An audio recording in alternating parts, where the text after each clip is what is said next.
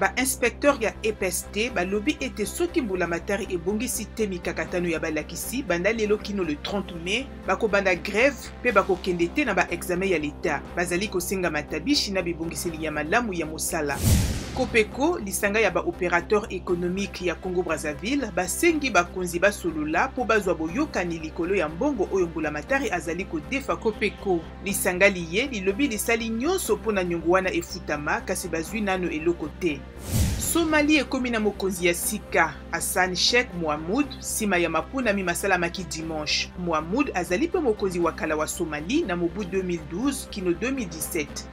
Moi ekolo Taiwan moko akufi pe bato basusu banne bazoki makasi na masasi moto moko abetaki kati ya ndako ya nzambe ntango bazalaki na elambo lobi na Californie na États-Unis elobi police. Na New York na Buffalo elenge mondele moko azali kosamba nsima na koboma samedi bayindo zomi na masasi na supermarché.